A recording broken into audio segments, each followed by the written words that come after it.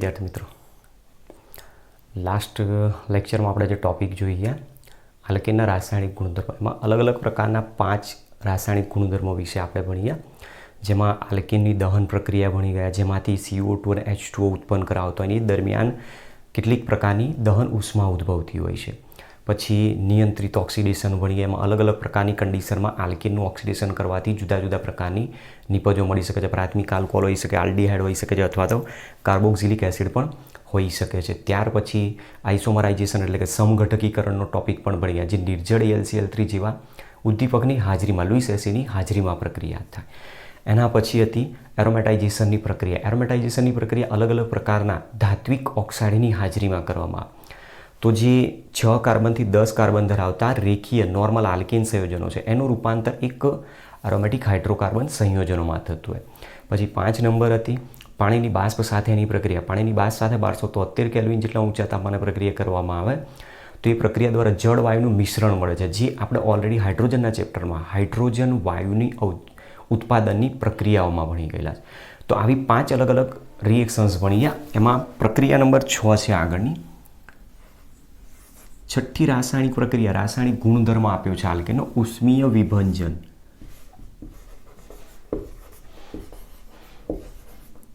ઉષ્મીય વિભંજન અથવા ઉષ્મીય વિભાજન તરીકે પણ જેને ઓળખવામાં આવે છે, જેને સામાન્ય રીતે પાયરોલિસિસ તરીકે ઓળખવામાં આવે છે. આ જે પાયરોલિસિસની જે મેથડ સમજાય છે, પાયરોલિસિસનો યુઝ એકચ્યુઅલી ક્યાં કરવામાં આવતો હોય તો ઓઇલ ઇન્ડસ્ટ્રીમાં આનો યુઝ કરવામાં આવતો. ઓઇલ ઇન્ડસ્ટ્રીની અંદર જ્યારે જમીનમાંથી ક્રૂડ ઓઇલ ખોદીને કાઢવામાં આવે ત્યારે ક્રૂડ ઓઇલની અંદરથી અલગ અલગ પ્રકારના બળતણ ત્યાંથી છૂટા પાડવામાં આવતા. બળતણ માટે જે આપણે ઓઇલનો યુઝ કરીએ છીએ, કેરોસીન હોય, પેટ્રોલ છે, ડીઝલ છે, એ બધાને અલગ કરવામાં. ત્યારે આપણે જે ફ્યુલ માટે યુઝ કરીએ છીએ કેરોસીન કે પેટ્રોલ, એની અંદર એક પ્રકારે બધા હાઇડ્રોકાર્બન સંયોજનોનું મિશ્રણ જ જોવા મળતું હોય છે.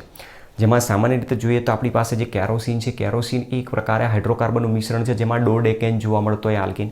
એ ડોડેકેન જેવા આલ્કેનનું જ્યારે ઊંચા તાપમાને ઉષ્મીય વિભંજન કરી નાખવામાં આવે ત્યારે એમાંથી અલગ અલગ હાઇડ્રોકાર્બનનું મિશ્રણ મળતું હોય. એમાં આલ્કીન પણ હોઈ શકે છે અને આલ્કેન પણ હોઈ શકે છે, અને એનું જ દહન થતું હોય છે. અને એ દહન થવાથી આપણને કેટલીક દહન ઉષ્મા ફ્યુલ એન્જિનમાં મળતી હોય છે.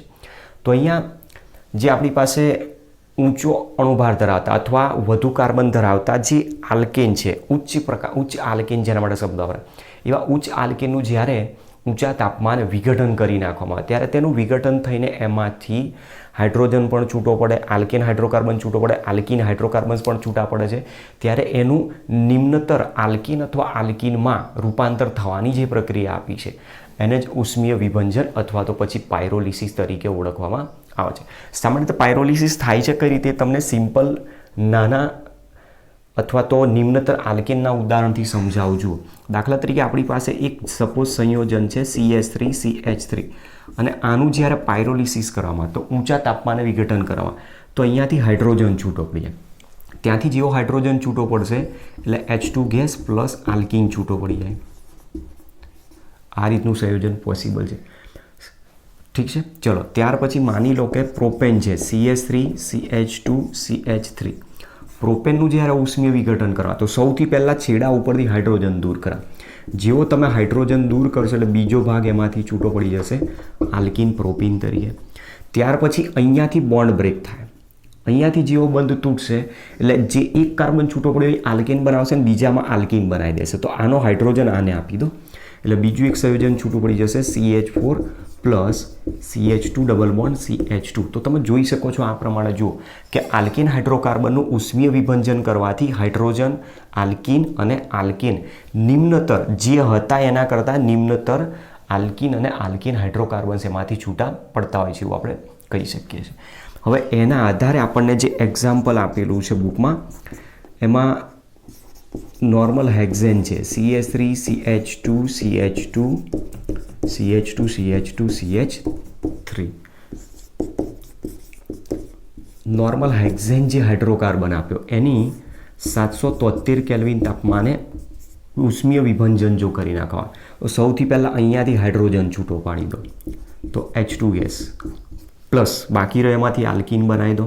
આલ્કીન બનાવશો એટલે 6 કાર્બન ધરાવતો આલ્કીન એટલે C6 CH3 CH2 CH2 CH2 CH double bond CH2 તો આ પ્રમાણેનો આલ્કીન મળશે.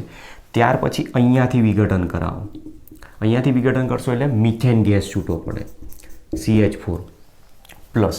બરાબર. હવે CH4 જે છૂટો પડે એમાં અહીંયાથી હાઇડ્રોજન આને આપી દો તો આ બંને કાર્બન વચ્ચે દ્વિબંધ આવશે એટલે સંયોજન બનાવશે Pantene CH3 CH2 CH2 CH double bond CH2 આ રીતનો પેન્ટીન જોડ. ત્યાર પછી અહીંયાથી વિભંજન કરાવો, અહીંયાથી ક્રેકિંગ થાય. આ પ્રક્રિયાને એકચ્યુઅલી શું કહેવામાં આવે છે? ક્રેકિંગ પ્રોસેસ કહેવામાં આવે છે. ક્રેકિંગ પ્રોસેસના કારણે જ આમાંથી આનું વિઘટન થાય. હવે અહીંયાથી વિઘટન થશે તો 2 કાર્બન ધરાવતો આલ્કેન છૂટો પાડી દો CH3 મતલબ C2H6 અહીંયાથી આલ્કીન બનાવી દો તો CH3 CH2 CH double bond CH2 છૂટો પડશે. ત્યાર પછી તમે જુઓ કે અહીંયાથી જો હવે ક્રેકિંગ પ્રોસેસ કરાવશો, ક્રેકિંગ પ્રોસેસ જો અહીંયાથી કરાવીએ મતલબ અહીંયાથી જો આનું વિઘટન કરી નાખીએ તો પછી આમાંથી બંને જગ્યાએથી તો પ્રોપેન પોસિબલ છે જ નહીં કારણ કે CH3 CH2 CH3 હોવો જોઈએ, CH3 CH2 CH3 હોવો જોઈએ પણ એની જગ્યાએ બંને જગ્યાએથી આલ્કીન છૂટો પડી જશે. બંને જગ્યાએથી જો આલ્કીન છૂટો પડે તો સંયોજન આવશે CH3 CH double bond CH2. તો આ પ્રકારે અલગ અલગ પ્રકારના આલ્કીન અને આલ્કીન હાઇડ્રોકાર્બન છૂટા પડતા હોય છે જે નિમ્નતર આલ્કીન અથવા આલ્કીનમાં એનું રૂપાંતર થાય અને આ જે પ્રોસેસ છે એને પાયરોલિસિસ કહેવામાં આવે છે અને જે બંધ તૂટવાની જે ઘટના આપેલી છે એને બીજું એક ક્રેકિંગ પ્રોસેસ તરીકે પણ ઓળખવામાં.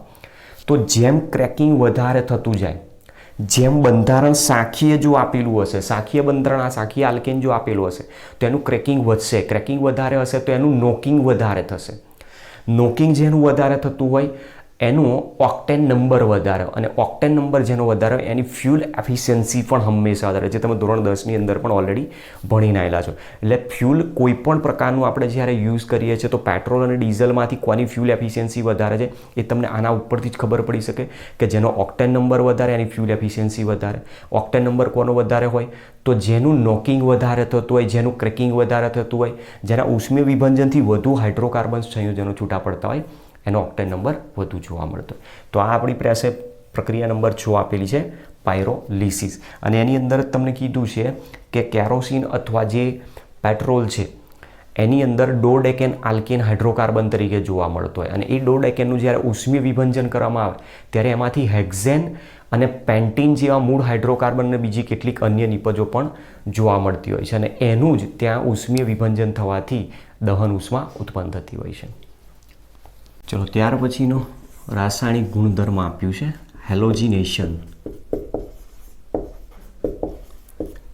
આ હેલોજિનેશન મોસ્ટ ઇમ્પોર્ટન્ટ ટોપિક છે કારણ કે આ જ ટોપિકના આધારે ઘણા બધા ક્વેશ્ચન તમારા 12થની અંદર ચેપ્ટરમાં પણ જોવા મળશે, હેલો આલ્કેન હેલો એરિન્સમાં અથવા બીજા અન્ય ચેપ્ટર્સમાં પણ જોવા મળી શકે છે.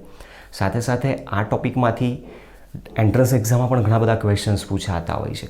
જુઓ ટોપિકમાં અહીંયા કહેવા માગે છે હેલોજિનેશન. હેલોજિનેશન એટલે શું?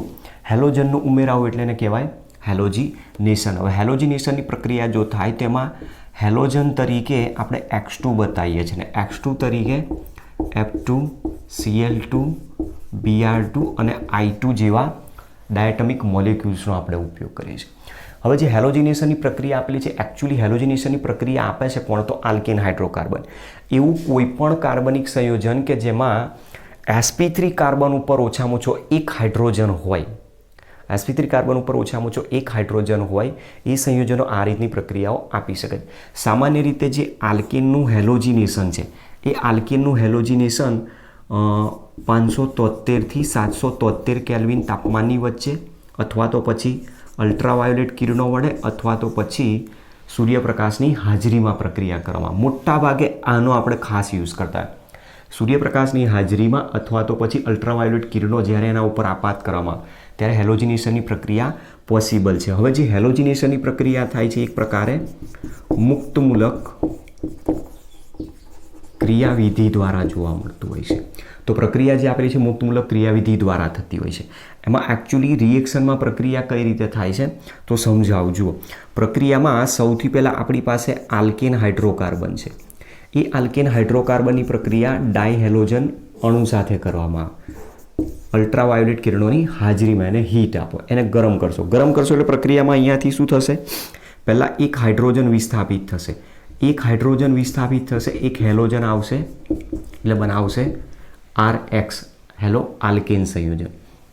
હવે આખી જે આ પ્રોસેસ આપી છે એ પ્રોસેસ એકચ્યુઅલી થતી હોય છે કે તો એક એના સિમ્પલ ઉદાહરણથી સમજીએ. મિથેન સંયોજન છે, અણુ તરીકે છે મિથેન. મિથેનની પ્રક્રિયા ધારો કે ક્લોરીન વડે કરવામાં આવે તો મિથેનનું જ્યારે ક્લોરિનેશન કરવામાં આવે સૂર્યપ્રકાશની હાજરીમાં તો અહીંયાથી એક હાઇડ્રોજન વિસ્થાપિત થશે, એક ક્લોરીન વિસ્થાપિત થશે અને સંયોજન બનાવશે CH3Cl પ્લસ HCl, જેને આપણે નામ આપીએ છીએ ક્લોરોમિથેન. હવે એ જે ક્લોરોમિથેન છે એ ક્લોરોમિથેન ઉપર 3 હાઇડ્રોજન છે. એ 3 હાઇડ્રોજન જ્યાં સુધી વિસ્થાપિત ના થાય ત્યાં સુધી આ પ્રક્રિયા આગળ ને આગળ ચાલુ રહેશે. તો ફરીથી ક્લોરોમિથેન સાથે ક્લોરીનની પ્રક્રિયા થશે, કન્ડિશન એની જ, અને નિપજ આપશે CH2Cl2 પ્લસ HCl, જેને કહીએ છીએ ડાયક્લોરોમિથેન. એ જે ડાયક્લોરોમિથેન મળ્યું CH2Cl2, ફરી આગળ એનું ક્લોરિનેશન થાય, ફરીથી ક્લોરિનેશન થશે તો પ્રક્રિયામાં નિપજ આપશે CHCl3 પ્લસ HCl, જેને આપણે કહીએ છીએ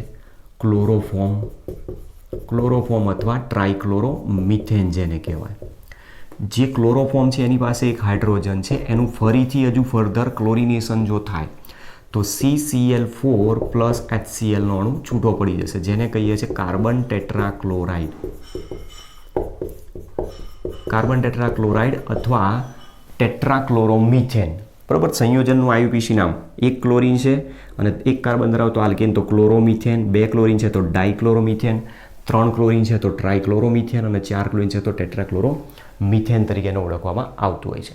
હવે આ રીતની આખી પ્રોસેસ થાય છે જ્યાં સુધી હાઇડ્રોજન બધા છૂટા ન પડી જાય, જ્યાં સુધી દરેક હાઇડ્રોજનનું વિસ્થાપન ક્લોરીન અણુ વડે ના થાય ત્યાં સુધી પ્રક્રિયા ચાલુ રહે છે.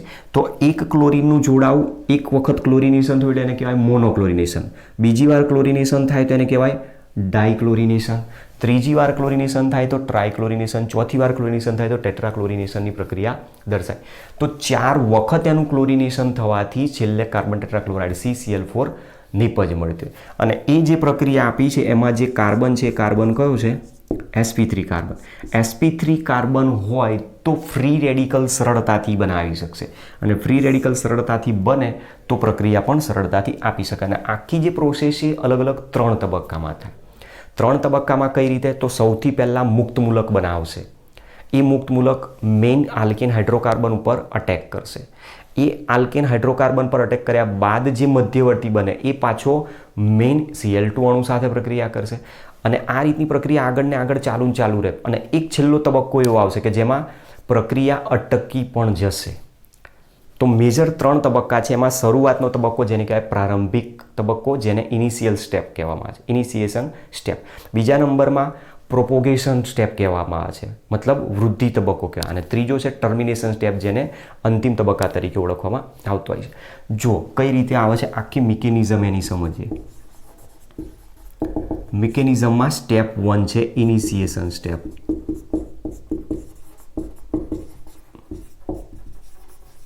ઇનિશિએશન સ્ટેપ એટલે આપણે એને સ્ટેપ 1 તરીકે નામ આપો. તો શરૂઆતના તબક્કામાં શું થશે?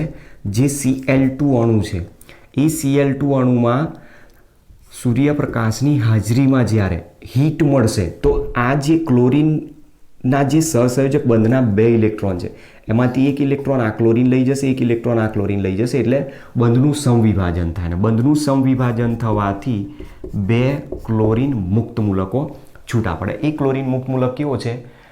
અસ્થાયી. તો હવે એ સીધો અટેક કરશે જેની પાસેથી ઇલેક્ટ્રોન એને મળી શકે. તો પછીનો જે તબક્કો છે જેને આપણે કહીએ છીએ પ્રોપોગેશન સ્ટેપ, વૃદ્ધિ તબક્કો જેને કહેવાય પ્રોપોગેશન સ્ટેપ, જેને સ્ટેપ 2 તરીકે નામ આપ્યું.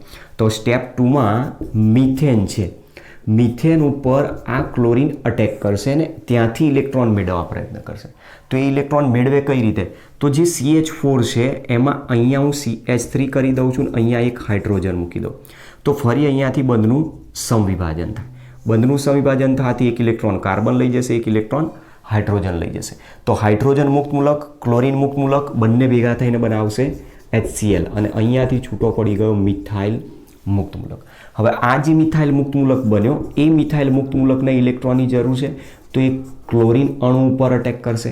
ક્લોરીન અણુ પર અટેક કરશે તો ફરીથી પાછું આનું સમવિભાજન થાય.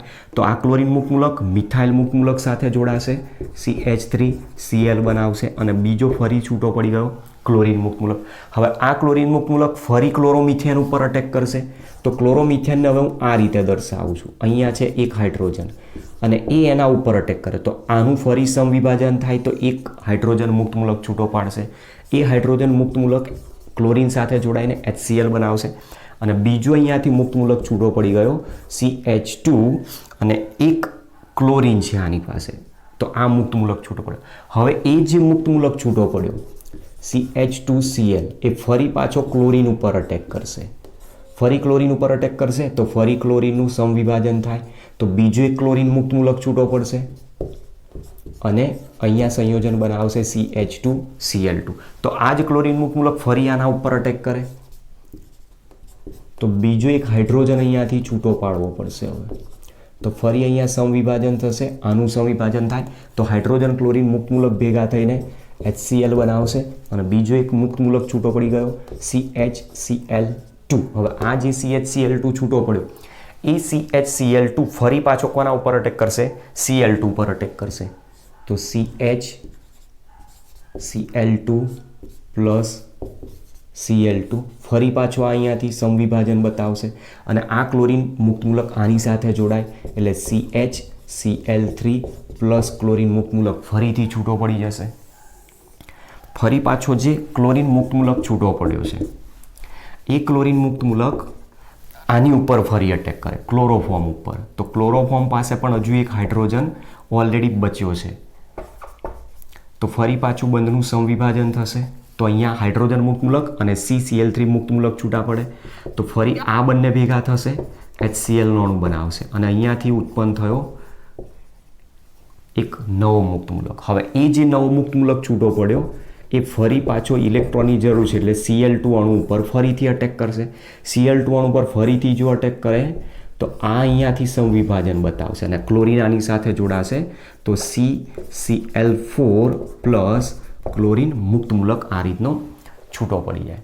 તો તમે જોઈ શકો છો પ્રક્રિયામાં નિપજ છેલ્લે જ્યારે કમ્પ્લીટ થાય ત્યારે ફરી પાછો ફ્રી રેડિકલ ઉત્પન્ન થતો હોય છે અને એટલા માટે પ્રક્રિયાનો તબક્કો આપોઆપ અટકવો જરૂરી છે.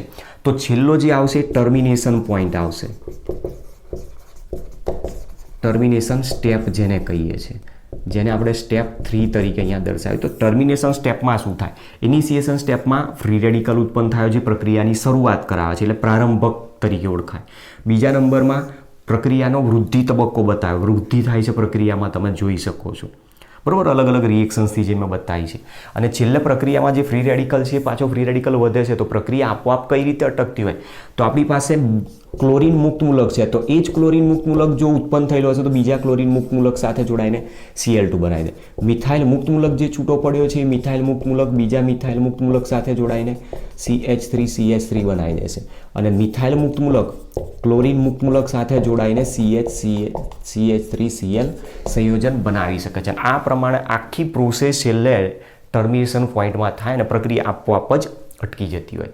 તો તમે જોઈ શકો છો કે પ્રક્રિયામાં જે આલ્કેન હાઇડ્રોકાર્બન આપ્યો એ આલ્કેન હાઇડ્રોકાર્બનની જ્યારે પ્રક્રિયા ડાયહેલોજન સાથે કરવામાં અને ડાયહેલોજન તરીકે જો ફ્લોરિન ઉમેરાતો હોય તો ફ્લોરિનેશન કહેવાય, ક્લોરીન ઉમેરાતો હોય તો ક્લોરિનેશન કહેવાય, બ્રોમિન ઉમેરાતો હોય તો બ્રોમિનેશન કહેવાય અને આયોડિન ઉમેરાય તો આયોડિનેશન કહેવાય. તો આપણી પાસે અહીંયા જે પ્રક્રિયા આપેલી છે મેં બરાબર એની અંદર તમે જોઈ શકો છો કે મિથેનમાં ક્લોરીન ઉમેરાય છે એટલે આ પ્રક્રિયાને કહેવાય છે મિથેનનું ક્લોરિનેશન. અને મિથેનનું જે ક્લોરિનેશન આપેલી છે એ ક્લોરિનેશનની પ્રક્રિયા સૂર્યપ્રકાશની હાજરીમાં કરવામાં આવે તો મોનોક્લોરોનેશનથી ક્લોરોમિથેન, ડાયક્લોરિનેશનથી ડાયક્લોરોમિથેન અને એ પ્રમાણે આગળ ક્લોરિનેશન થતા થતાં ક્લોરોફોર્મ અને કાર્બન ટેટ્રાક્લોરાઇડ મળતા હોય જેની મિકેનિઝમ આ રીતની 3 સ્ટેપમાં જોવા મળતી હોય. હવે ક્વેશ્ચન અહીંયાથી બીજું એક આપણે ધ્યાન રાખવા કે જે આલ્કિન હાઇડ્રોકાર્બન આપેલા છે એમાં ફ્લોરિનેશનની પ્રક્રિયા સૌથી પહેલાં તો ડાયહેલોજનની રિએક્ટિવિટીનો ક્રમ આપણે ચેક કરીએ તો આની અંદર તમે જોઈ શકો છો કે વિદ્યુત ઋણતા આની સૌથી વધારે છે અને વિદ્યુત ઋણતા જેમ જેમ તમે ફ્લોરિનથી આયોડિન તરફ જાઓ છો એમ ઘટતી જાય. તો જેની ઇલેક્ટ્રોનેગેટિવિટી વધારે છે એની હેલોજિનેશન પ્રક્રિયામાં સક્રિયતા પણ વધુ જોવા મળી શકે છે. તો હેલોજનની પ્રક્રિયામાં હેલોજિનેશનની સક્રિયતાનો આપણને આ એક ક્રમ મળી ગયો, જેની અંદર ફ્લોરિનેશનની જ્યારે પ્રક્રિયા કરવામાં આવે તો ફ્લોરિનેશનની પ્રક્રિયા કઈ ક્રિયાવિધિ મુજબ આવશે? મુક્તમૂલક ક્રિયાવિધિ. હવે મુક્તમૂલક ક્રિયાવિધિ મુજબ જો પ્રક્રિયાની વિચાર કરીએ તો આ ફ્લોરિન, ક્લોરિન, બ્રોમિન, આયોડિન એમાં આના બંધ જલ્દી તૂટી જશે. જો બંધ આનો જલ્દી તૂટી જશે તો મુક્તમૂલક એ જલ્દી ઝડપથી ઉત્પન્ન કરા. તો મતલબ આયોડિનેશનની પ્રક્રિયા ઝડપથી થતી હોવી જોઈએ, પણ એ પ્રક્રિયામાં એકચ્યુઅલી થાય છે શું? સામાન્ય રીતે જોવા જાવ તો પ્રક્રિયામાં આયોડિન મુક્તમૂલક જો જૂથો પડી તો આયોડિનેશનની પ્રક્રિયા પ્રતિવર્તી છે. હવે અહીંયા જે રિએક્ટિવિટી આપી છે એ મુજબ જો જોવા જઈએ તો આનું રીઝન શું છે કે ફ્લોરિનની F2ની બંધ વિયોજન એન્થાલ્પીનું મૂલ્ય બહુ જ નીચું છે અને ફ્લોરિનની બંધ વિયોજન એન્થાલ્પીનું મૂલ્ય નીચું હોવાના કારણે જલ્દી બંધ તોડી શકે છે એનો, તો મુક્તમૂલક એ સરળતાથી બનાવી શકે અને એના દ્વારા જો પ્રક્રિયા થાય તો પ્રક્રિયા ખૂબ જ વિસ્ફોટક જોવા મળે અને એટલા માટે ઇન્ડસ્ટ્રી લેવલે આલ્કેનનું ફ્લોરિનેશન કરીને સીધા ફ્લોરો આલ્કેન ક્યારેય બનાવી શકાતા નથી. એના માટે સ્વાર્જ રિએક્શનનો ઇન્ડસ્ટ્રીમાં યુઝ કરવામાં. તો એક આ પોઈન્ટ તમારે ધ્યાન રાખવાનું કે આલ્કેનનું ફ્લોરિનેશનથી સીધા ફ્લોરો આલ્કેન શા માટે બનાવી શકાતા નથી? તો એનું કારણ છે કે ફ્લોરિનની બંધ વિયોજન એન્થાલ્પીનું મૂલ્ય ઘણું નીચું હોવાના કારણે ફ્લોરિનેશનની પ્રક્રિયા વિસ્ફોટક હોય છે અને તેથી સીધા ફ્લોરિનેશન દ્વારા ફ્લોરો આલ્કેન બનાવી શકાતા નથી. બીજા નંબરમાં કહીએ છીએ હવે આયોડિન. આયોડિન મુક્તમૂલક એકદમ ઇઝીલી બનાવી શકશે, તો પણ આયોડિન દ્વારા થતી જે પ્રક્રિયાઓ છે આયોડિનેશનની પ્રક્રિયાઓ રિવર્સિબલ જોવા મળે. તો આયોડિનેશનની પ્રક્રિયા પ્રતિવર્તી છે, પ્રતિવર્તી હોવાના કારણે આયોડો આલ્કેન બહુ લોંગ ટાઈમ સુધી આપણને જોવા મળે નહીં. તો એ પ્રક્રિયાને પ્રતિવર્તી થતી અટકાવવા માટે એમાં કેટલાક આયોડિનેશનની પ્રક્રિયામાં કેટલાક ઓક્સિડાઇઝિંગ એજન્ટનો ઉપયોગ કરવામાં આવે. તો ઓક્સિડાઇઝિંગ એજન્ટ તરીકે આયોડિક એસિડ HiO3 અથવા તો પછી HgO અથવા તો HNO3 જેવા પ્રબળ ઓક્સિડેશન કરતાનો એમાં ઉપયોગ કરવાનો. આવા કોઈક ઓક્સિડેશન કરતાની હાજરીમાં આયોડિનેશનની રિવર્સિબલ પ્રોસેસને અટકાવીને આયોડો આલ્કેન બનાવી શકાય. પણ એ બધું ન કરતાં ઇન્ડસ્ટ્રીમાં એની જગ્યાએ ફિંકલસ્ટીન રિએક્શનનો આયોડો આલ્કેનની બનાવટ માટે યુઝ થતો હોય છે. તો જ્યાં એક્સેપ્શન જોવા મળે છે ત્યાં તમારે કોઈક ને કોઈક રિએક્શન વપરાય. ફ્લોરિનેશનની પ્રક્રિયા વિસ્ફોટક, તો સ્વાર્જ રિએક્શનનો ઉપયોગ કરવાનો. આયોડિનેશનની પ્રક્રિયા પ્રતિવર્તી છે, આવાની જરૂર નથી પડે, આનું વાપરવાની કોઈ જરૂર નથી પડે એવું કોઈ કરવું હોય તો એમાં ફિંકલસ્ટીન પ્રક્રિયાનો ઉપયોગ કરવા જે તમારા 12થમાં આવશે. હવે વાત રહી ક્લોરિનેશન અને બ્રોમિનેશનની. તો આની અંદર તમે જુઓ કે અહીંયા ક્લોરિનેશન આપેલું છે અને બ્રોમિનેશન. તો ક્લોરિનેશનમાં ક્લોરીનની સક્રિયતા વધારે હોવાના કારણે એની રિએક્ટિવિટી ત્યાં કામ કરતી હોય, તો જ્યાં ઝડપથી એ રિએક્શન આપી શકે ત્યાં એ સીધી નિપજ બનાવી શકશે. જ્યારે બ્રોમિનની રિએક્ટિવિટી ઓછી છે અને રિએક્ટિવિટી ઓછી હોવાના કારણે બ્રોમિનના કિસ્સામાં હંમેશા નિપજ સિલેક્ટિવિટીના આધારે જોવા મળતો હોય, મતલબ પસંદગીના આધારે જોવા મળે. તો આ વસ્તુ તમારે ધ્યાન રાખવાની છે, બરાબર. હવે એની અંદર પણ તમે જુઓ કે પ્રક્રિયા ઝડપથી કોણ આપશે? તો ક્લોરિન પ્રક્રિયા આપતી હોય છે. ચલો પહેલાં આટલી વસ્તુ સમજીએ. હવે આપણે ટોપિકને સમજવાનો પ્રયત્ન કરીએ કે ક્યારે કયા પ્રકારનો આલ્કીન નિપજ હેલોજિનેશનથી બની શકતો હોય છે. આપણે જે બતાવ્યું છે એ મુજબ Cl2 અને Br2 માંથી Cl2ની રિએક્ટિવિટી વધારે છે, તો અહીંયા આની રિએક્ટિવિટી કામ કરશે, સક્રિયતા જેને કહીએ છીએ. અને આની રિએક્ટિવિટી જ્યારે ઓછી હોય ત્યારે ત્યાં એની સિલેક્ટિવિટી કામ કરતી હોય અને સિલેક્ટિવિટીના આધારે જ એ નિપજ બનાવી શકતું હોય છે. ચલો હવે આની અંદર સમજવાનો પ્રયત્ન કરીએ. જુઓ ઉદાહરણ સમજીએ આપણે. મિથેન તો તમે ભણી ગયા કે મિથેનનું ક્લોરિનેશનથી નિપજ કઈ રીતે બને. ધારી લો કે સંયોજન આપ્યું છે ઇથેન CH3CH. તો સૌથી પહેલાં તો તમારે શું કરવાનું? જે પણ પ્રક્રિયા આપો એમાં કાર્બનના પ્રકાર ચેક કરી લો. મિથેનમાં તો એક જ કાર્બન હતો, પ્રાઇમરી. અહીંયા 2 કાર્બન છે અને બંને પાછા કેવા છે? પ્રાઇમરી. જો કાર્બનની પ્રકાર સમાન હશે તો નિપજ પણ એક સરખી આવશે. તો અહીંયાથી તમે ક્લોરિનનું હાઇડ્રોજનનું વિસ્થાપન કરી ક્લોરિન જોડો તો ક્લોરોઇથેન, અહીંયાથી જોડીશો તો પણ ક્લોરોઇથેન. તો મતલબ આમાં એક જ નિપજ આપશે CH3 CH2 Cl ક્લોરોઇથેન. ચલો ત્યાર પછી બીજું એક એક્ઝામ્પલ સમજીએ. માની લો કે સંયોજન આપ્યું છે CH3 CH2 CH3 પ્રોપેન છે. હવે પ્રોપેનનું ક્લોરિનેશન કરવામાં આવે તો તમે જુઓ પ્રોપેનમાં છેડા ઉપરના બંને કાર્બન પ્રાથમિક છે અને સેન્ટરનો કાર્બન સેકન્ડરી. જો કાર્બનનો પ્રકાર બદલાઈ જશે તો પછી ત્યાં નિપજો પણ વધ્યું મળશે. અહીંયાથી પ્રક્રિયામાં ભાગ લેવડાવશો તો બંને છેડા એક સરખા કાર્બન ધરાવે છે, તો બંને ઉપર જો વિસ્થાપન 1 by 1 કરાવશો, અહીંયાથી વિસ્થાપન કરાવશો તો 1 ક્લોરોપ્રોપેન, અહીંયાથી વિસ્થાપન કરાવશો તો પણ 1 ક્લોરોપ્રોપેન, પણ જો બીજા નંબરના કાર્બન પરથી કરાવશો તો 2 ક્લોરોપ્રોપેન બને.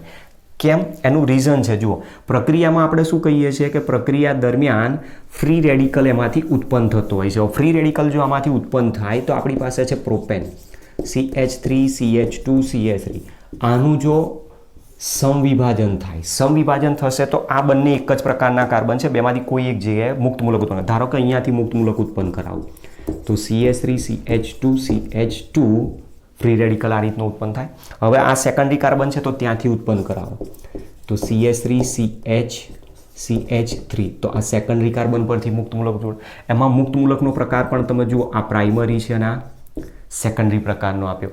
હવે આની અંદરથી મુક્ત મૂલકની સ્ટેબિલિટીનો આપણી પાસે ક્રમ પણ છે. 3 degrees greater than 2 degrees greater than 1 degrees greater than methyl free radical. તો જેની સ્થિરતા વધારે હોય એ જ મુખ્ય નિપજ આપે. તો આની સ્થિરતા વધારે છે અને એટલા માટે જ્યારે પણ આ બંને આગળ ક્લોરીન સાથે પ્રક્રિયા કરશે તો એમાંથી ક્લોરીન મુક્ત મૂલક પ્રક્રિયામાં ભાગ લેશે અને જો એ ક્લોરીન મુક્ત મૂલક સાથે જોડાય તો બંને અલગ અલગ નિપજો આપશે, CH3 CH2 CH2 Cl. અને એ જ પ્રમાણે અહીંયા પ્રક્રિયામાં CH3 CH Cl CH3 પ્રકારની નિપજ આવે. પણ સ્ટેબિલિટી વધારે કોની છે? તો સેકન્ડરીની. એટલે સેકન્ડરી રિએક્ટિવિટી ઉપર કામ કરે છે અને એટલા માટે ત્યાં ક્લોરીન જોડાયેલો હોવાથી રિએક્ટિવિટી જેની વધારે હોય એના આધારે સ્ટેબિલિટી જેની મુક્ત મૂલકમાં વધારે છે એના ઉપર સીધો ઝડપથી જોડાઈ જશે અને મેઇન પ્રોડક્ટ બને. તો જે 2 ક્લોરોપ્રોપેન છે એ 2 ક્લોરોપ્રોપેન અહીંયા મુખ્ય નિપજ તરીકે મળશે, જ્યારે આ જે છે એ ગૌણ નિપજ તરીકે મળે. બરાબર. તો આ પ્રમાણે આપણી પાસે એક પોઈન્ટ આપ્યો. માની લો કે હવે સંયોજનને હું અહીંયા કોઈક ચેન્જ કરી નાખું, CH3 CH CH3 CH2 CH3 આ રીતનું એક સંયોજન છે અને એનું જો ક્લોરિનેશન કરી નાખવામાં આવે તો એમાં તમે જુઓ, આ કાર્બન નંબર પ્રાઇમરી, આ કાર્બન પ્રાઇમરી, આ કાર્બન પ્રાઇમરી, આ કાર્બન સેકન્ડરી અને આ કાર્બન ટર્સરી આપેલો છે. હવે આવું જ્યારે થતું હોય ત્યારે તમે જુઓ કે આ છેડા ઉપરથી જે 3 મિથાઇલ સમૂહ આપેલા છે એ પ્રાઇમરી બનાવશે નિપજ, અહીંયા જે છે સેકન્ડરી નિપજ બનાવશે અને અહીંયા જે છે ટર્સરી નિપજ બનાવે. તો ક્લોરિનેશનમાં મેઇન નિપજ કઈ આવી જોઈએ? 3 ડિગ્રી સંયોજન જે છે. તો આપણી પાસે એક અહીંયાથી નિપજ બનાવવા અથવા આ ગમે તે કોઈ એક કાર્બન ઉપરથી CH3 CH CH3 CH2 અને અહીંયા હું મૂકી દઉં છું CH2 Cl પ્લસ બીજી એક અહીંયાથી નિપજ બનાવશે CH3 CH CH3 CH Cl CH3 plus ત્રીજી નિપજ એક અહીંયાથી આવશે CH3 C Cl CH3 CH2 CH3. બરાબર. અને એમાં મેઇન પ્રોડક્ટ કઈ આવશે? આ મેઇન પ્રોડક્ટ ગણાશે કારણ કે એમાંથી બનતો જે મુક્ત મૂલક હશે એ ઓલરેડી 3 ડિગ્રી જ બનાવશે. આ પ્રાઇમરી કાર્બન પ્રાઇમરી મુક્ત મૂલક ઉત્પન્ન કરાવે, સેકન્ડરી કાર્બન સેકન્ડરી મુક્ત મૂલક ઉત્પન્ન કરાવીને નિપજ આવે, ટર્સરી કાર્બન ટર્સરી મુક્ત મૂલક ઉત્પન્ન કરાવીને નિપજ આવે. એટલે મુખ્ય નિપજ તરીકે કોણ મળશે? 3 ડિગ્રી જે સંયોજન આપ્યું છે એ. હવે એક સંયોજન આપણી પાસે આ રીતનું છે, CH3 C CH3 CH3 CH3 આ રીતનું એક સંયોજન છે નિયોપેન્ટેન. નિયોપેન્ટેનનું ક્લોરિનેશન કરવામાં આવે તો ક્લોરિનેશન કરશો ત્યારે એમાં એક જ ખાલી નિપજ આપશે અને એ પણ મોનોક્લોરિનેશનની પ્રક્રિયા દ્વારા, કારણ કે બધા કાર્બન અહીંયા પ્રાઇમરી છે અને બધા જ કાર્બન પ્રાઇમરી હોવાના કારણે મોનોક્લોરિનેશનથી માત્ર એક જ નિપજ નિયોપેન્ટાઇલ ક્લોરાઇડ જ બતાવી શકે છે, જેમાં અહીંયાથી હું હાઇડ્રોજનને રિપ્લેસ કરી નાખ્યો ક્લોરિનેશન દ્વારા. તો પ્રક્રિયા આ પ્રમાણે નિપજ દર્શાવી શકે છે, જેને આપણે મોનોક્લોરિનેશનની પ્રક્રિયા આપી. ધારો કે પ્રક્રિયક આપેલો છે CH3 C CH3 CH3 CH2 CH3 પ્રકારનું સંયોજન છે. તો આની અંદર આખી પ્રોડક્ટ મિકેનિઝમ આખી અલગ આવતી હશે, બરાબર. અને આમાં જે નિપજ આવે છે નિપજ કઈ આવતી હશે એ એની મિકેનિઝમ થ્રુ જ તમને ખબર પડે. મિકેનિઝમ વગર આપણે આને સમજી શકતા નથી, કારણ કે તમે જુઓ અહીંયાથી હાઇડ્રોજન મુક્ત મૂલક ઉત્પન્ન કરાવશો પ્રાઇમરી, અહીંયાથી હાઇડ્રોજન મુક્ત મૂલક શિફ્ટ બનાવશે તો સેકન્ડરી બનશે, અહીંયાથી મિથાઇલ મુક્ત મૂલક શિફ્ટ બનશે તો 3 ડિગ્રી બનાવી દેશે. ખ્યાલ આવે છે કઈ રીતે શિફ્ટ કરવાની? ગઈકાલના લેક્ચરની અંદર આપણે આગળ સમજાવી દીધું છે, જેમાં કાર્બોકેટાઇન જેવો બને છે એ જ પ્રમાણે અહીંયા ફ્રી રેડિકલ બને. તો ફ્રી રેડિકલ અહીંયાથી મિથાઇલ ફ્રી રેડિકલ આના ઉપર શિફ્ટ થઈ જાય અને એ મિથાઇલ ફ્રી રેડિકલ અહીંયાથી જેવો શિફ્ટ થશે આ 3 ડિગ્રી મુક્ત મૂલક બનાવી દેશે અને એ 3 ડિગ્રી મુક્ત મૂલક ઉપર જ ક્લોરીન મુક્ત મૂલક જોડાય અને નિપજ જે મળે છે નિપજ એકચ્યુઅલી આ રીતની આવે CH3 C CH3 Cl CH CH3 CH3 આ પ્રકારની એની મેઇન પ્રોડક્ટ ત્યાં આપણને જોવા મળતી હોય છે. મતલબ જે મેઇન પ્રોડક્ટ સિવાયની બને છે એ બધી સાઇડ પ્રોડક્ટ અથવા બાય પ્રોડક્ટ તરીકે ઓળખાય. તો પરીક્ષામાં જ્યારે પ્રશ્ન એન્ટ્રન્સમાં પૂછાતો હોય ત્યારે આ રીતનું ગોઠવણી કરીને એમાંથી પૂછે છે કે નીચેની પ્રક્રિયા માટેની મુખ્ય નિપજ કઈ હશે? તો મુખ્ય નિપજ અહીંયા ફ્રી રેડિકલ જે શિફ્ટ બતાવશે એ ફ્રી રેડિકલમાં મિથાઇલ ફ્રી રેડિકલની શિફ્ટ દ્વારા આ મેઇન પ્રોડક્ટ આમાંથી મળતી હોય છે. તો અહીંયા તમે આની આધારે જોઈ શકો છો કે જે પ્રક્રિયાઓ આપેલી છે એમાં આલ્કેન હાઇડ્રોકાર્બન માટેની એમાં અલગ અલગ પ્રકારના કાર્બન જોવા મળે.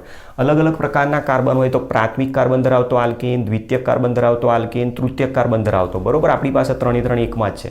તો જ્યારે તૃતીયક કાર્બન ધરાવતો આલ્કેન આપી દીધેલો હોય ત્યારે એની રિએક્ટિવિટી સૌથી વધારે અને એ જ મુખ્ય નિપજ બનાવતો હોય છે એવું આપણે કહી શકીએ. સાથે સાથે અહીંયા બીજો એક પોઈન્ટ તમને નોંધ કરાવતો જાઉં છું જે તમારા એન્ટ્રન્સ એક્ઝામમાં પણ જરૂર પડે એવો છે. પહેલાં આ પોઈન્ટ નોંધ કરી લો. અહીંયા અલગ અલગ પ્રકારના આપણી પાસે ફ્રી રેડિકલ દ્વારા કાર્બન બનતા હોય છે. એમાં સામાન્ય રીતે કોઈ પણ આલ્કેન હોય, બરાબર, અને આલ્કીન ઉપર જ્યારે ફ્રી રેડિકલ બનતો હોય તેને આપણે આલ્કાઇલ ફ્રી રેડિકલ તરીકે નામ આપીએ છીએ. પછી એ જ રીતે CH2 double bond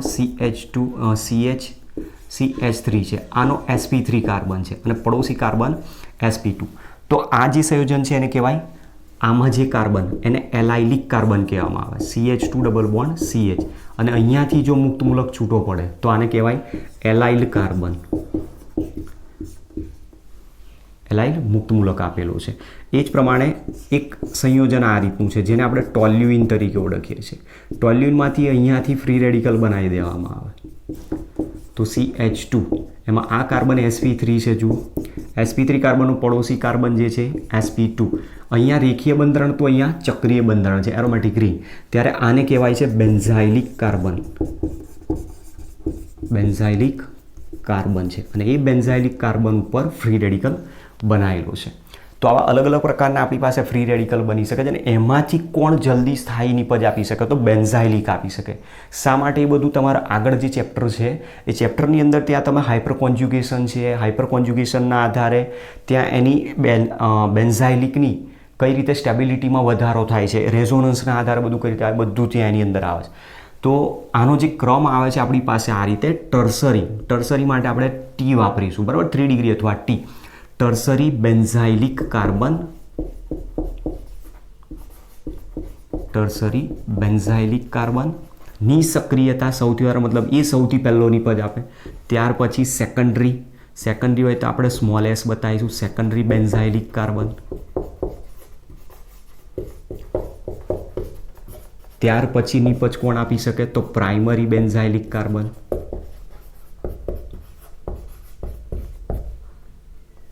primary benzylic carbon. ત્યાર પછી આનો વારો આવે એલાઇલિકનો, કારણ કે રેઝોનન્સની અંદર અહીંયા રેઝોનન્સમાં વધુમાં વધુ રેઝોનેટિંગ સ્ટ્રક્ચર મળે. આમાં રેઝોનેટિંગ સ્ટ્રક્ચર તરીકે ખાલી 2 જ મળશે, આમાં કોઈ રેઝોનન્સ થાય નહીં. તો ત્યાર પછીનો આમાં આવશે બેન્ઝાઇલિક કાર્બન પછી tertiary allylic carbon. Tertiary allylic carbon, secondary allylic carbon. ત્યાર પછી પ્રાઇમરી એલાઇલિક કાર્બન. ત્યાર પછી આવે આલ્કાઇલ કાર્બનના મુક્ત મૂલક. તો આલ્કાઇલમાં 3 ડિગ્રી આલ્કાઇલ જેને આપણે કહીએ છીએ 3 ડિગ્રી એટલે કે ટર્સરી આલ્કાઇલ, બરાબર, જેને આપણે ટર્સરી કહીએ છીએ. સેકન્ડરી આલ્કાઇલ એટલે alkyl carbon, secondary alkyl carbon. પછી એ જ પ્રમાણે પ્રાઇમરી આલ્કાઇલ કાર્બન અને સૌથી છેલ્લે મિથાઇલ પોતે જ, બરાબર. તો આ ફ્રી રેડિકલના કાર્બન માટેની આપણે વાત કરી. તો આ જે ક્રમ ફોલો કરે છે એ જ ક્રમની અંદર મુખ્ય નિપજો બને. જ્યાં આ બનતો હોય આ મેઇન પ્રોડક્ટ બનાવી દે, જ્યાં આ બનતો હોય આના પછીનામાં એ મેઇન પ્રોડક્ટ બનાવવાનો પ્રયત્ન કરતો હોય છે. તો એ પ્રમાણે અલગ અલગ સંયોજનો વિશે માહિતી. તો આ પ્રમાણેની આપણી જે આલ્કેન હાઇડ્રોકાર્બનની રાસાયણિક પ્રક્રિયાઓનો ટોપિક આપ્યો છે, અલગ અલગ 7 રિએક્શન્સ દ્વારા એને આપણે સમજાવ્યું છે. બરાબર. હવે ત્યાર પછી આપણે પોઈન્ટ સમજશું આની અંદર. આલ્કેન હાઇડ્રોકાર્બનમાં કેટલાક ગુણધર્મો જે આપણે સ્ટ્રક્ચર્સ આધારિત આપેલા, જેની સમઘટકતાઓનો પોઈન્ટ આપેલો છે. બરાબર. એક પ્રકારની સમઘટકતા છે એને આપણે નેક્સ્ટ લેક્ચરમાં કવર કરીશું. ઓકે, મળીએ નેક્સ્ટ લેક્ચરમાં. Thanks to all.